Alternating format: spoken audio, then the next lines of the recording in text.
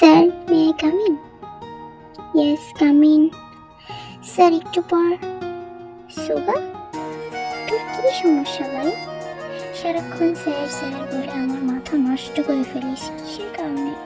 ভাই, কি করলে তোর স্যার স্যার বলা বন্ধ হবে, একটু বলতে পারিস?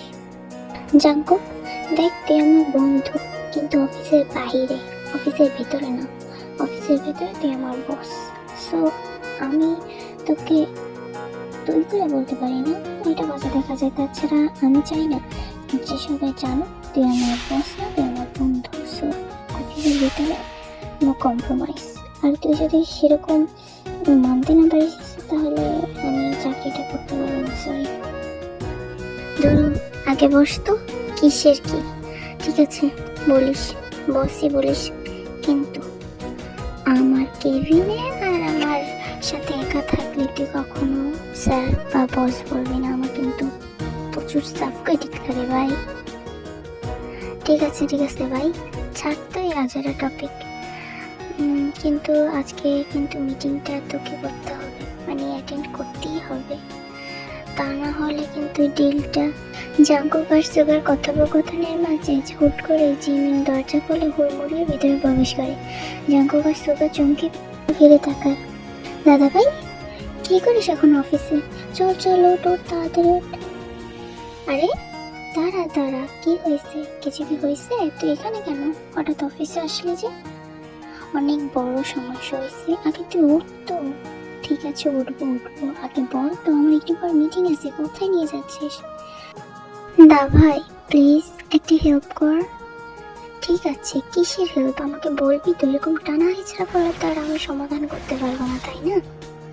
দেখ দা ভাই, কালকে আমার একটা ফ্রেন্ডের বার্থডে, তো আমার গিফট কিনতে হবে। এবার আব্বু আমাকে বলছে আমি গিফট কিনতে যাব, তারা আমাকে একা যেতে দিল না, তারা আবার তার ফ্রেন্ডের পার্টিতে গেছে। তো এবার আব্বু আম্মা আমাকে এখানে নামাই দিয়ে চলে গেছে, আর আমার গিফট কেনাই লাগবে। পরের দিন সুযোগ পাবো না, সময় হবে না। প্লিজ প্লিজ দাদা ভাই, তুই আমার সাথে একটু চল প্লিজ। কিন্তু জিমিন, একটু পর আমার একটা ইম্পর্টেন্ট মিটিং, এই মিটিংটা যদি আমি অ্যাটেন্ড না করি অনেক টাকার লোকসান হয়ে যাবে। এখন যদি আমি তোর সাথে শপিংয়ে যাই তাহলে মিটিংটা অ্যাটেন্ড কে করবে? দা ভাই, এক কাজ কর, তুই তোর অ্যাসিস্ট্যান্টকে পাঠিয়ে দে না দাদা ভাই, প্লিজ তুই আমার সাথে চল। তা না হলে আমাকে একা যেতে দে, আমি একাই গিফট কিনে নেব। পাগল নাকি? যেখানে আব্বা আম্মা তোকে একা ছাড়ে নেই, তুই ভাবলি কি করে আমি তোকে একা ছাড়বো? তাহলে কি আমি গিফট কিনবো না? তুই না গেলে আমি গিফট কিনবো কি করে? একটা অপশন আছে। কি? তুই সুগার সাথে যেতে পারিস? না দাদা ভাই, ওর সাথে আমি যাবো না। একটা বিলাই, বিলের সাথে আমি একদমই থাকতে পারি না। বিলিটা কথাই বলে না, বউ নাকি? এরকম বড় মানুষের সাথে আমি চলতে পারবো না। তুই গেলে বল, নাহলে আমি একাই যাবো। দেখ জিমিন, বাচ্চাদের মতো বিরক্ত করা বন্ধ কর। একটু পর আমার মিটিং, আর মনে হয় 10 মিনিটও নেই। যদি ওর সাথে যেতে পারিস তাহলে যাবে, কি নাহলে এখান থেকে আব্বু আম্মু তোকে নিয়ে যাবে। আমি তোকে একা ছাড়ছি না।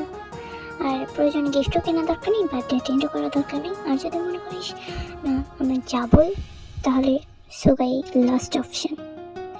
দা ভাই প্লিজ, তুই চল না। আমি তো বলছি জিমি, যেতে পারলে যা, না হলে এখানে অপেক্ষা কর, আব্বু আম্মুর সাথে যাবি, ঠিক আছে? বাই। দা ভাই দাঁড়া, দা ভাই। জাঙ্কুক জিমিনকে একা রেখেই চলে যায়। কিছুক্ষণ পর, ম্যাম চলুন। এই কিসের ম্যাম রে, কিসের ম্যাম? ফালতু এক, চলো। এমনিতে তো মুখ থেকে কথা বেরোয় না, আর যদিও বেরোয় তাহলে এক কথা ম্যাম ম্যাম ম্যাম। আরেকবার ম্যাম বলে উল্টো করে ডাস্টবিনে ফেলে দেবো। ফাজিল লোক একটা, একদম ম্যাম ম্যাম করবে না, পিছিয়ে পিছিয়ে হাঁটবে, ম্যাম ম্যাম করবে।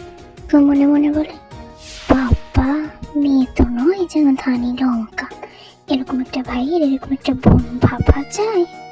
মুখ থেকে, মানে মুখ খুললেই মুখ থেকে ফুললে আগুন ঝরে, আগুন। দেখতে যেমন সুন্দর তেমনি বিচ্ছিরি তার মুখের ভাষা। একে যে পাবে জীবনে, তার জীবন একদম কোষ্ঠগত হয়ে উঠবে। তুমি সুগার সামনে হাত নাড়িয়ে বলে, এই যে মিস্টার বিড়াল, এখন উগান্ডা যাওয়ার টিকিট পাবেন না। সো ওর চিন্তা বাদ দিয়ে দাভাই যে বললো আমার সাথে যাইতে, চলো। আর যখন কথা বলেন না, বাকিটুকু বলার দরকার নেই।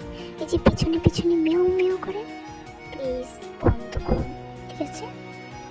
আজকে ঝামেলায় পড়ছি বলে আপনার মতো বিলাইকে নিয়ে আমি শপিং করতে যাচ্ছি, সো সেরকম থাকবে। আসুন। সোগা যেতে যেতে মনে মনে ভাবে, হে খোদা, তুমি আমাকে এই কোন জগতে এনে ফালাইলা। বাইরে যদি স্যার বা বস বলে সে চটতে যায়, বোনরে ম্যাডাম বলে চটতে যায়, এ কোন জগতে? আরে আমি যখন তাদের অফিসে কাজ করি, আমি তো তাদের স্যার ম্যাডাম বলবোই, তাই না? তাতে এত চটার কি আছে ভাই? কোন পাগলের জগতে আসলাম আমি, আমাকে কেউ বাঁচাও।